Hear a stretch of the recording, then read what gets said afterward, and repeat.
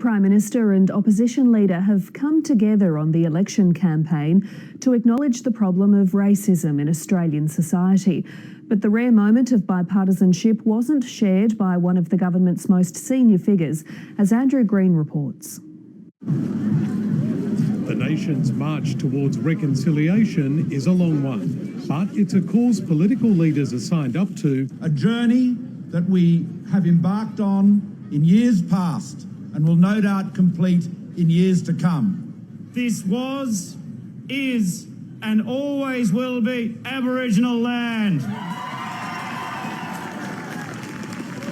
Even if they differ on measures of progress. The shameful fact of the matter is that there is still systemic racism prevalent in pockets of Australian life. He cites the treatment of high-profile Indigenous sports stars as evidence, but so far won't be drawn on possible remedies for members of the stolen generations. My speech was about identifying the problems. We are not contemplating a financial scheme. His assessment is backed by the Prime Minister. Well, we are not if you talk about Australia as a whole, are we free entirely from racism? Clearly not.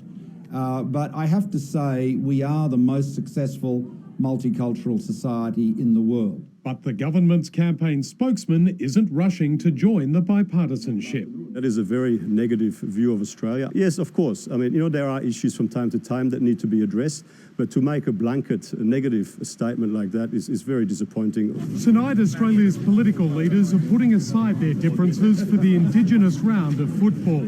So far, their election sparring hasn't resembled the ferocity of an AFL match, but this election is getting increasingly testy.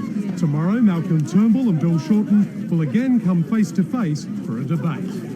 Before that, the unhelpful distractions are continuing for both sides. The Labor leader faced another day of uncomfortable questions on when he decided to scrap Labor's school kids bonus. And Victorian Liberal Chris Jermyn attempted to gatecrash the opposition leader's medical centre visit. You've nothing more to say to us, Chris? No, I don't. Only to promptly leave when pressed on his party's own health policies. Andrew Green, ABC News, Melbourne.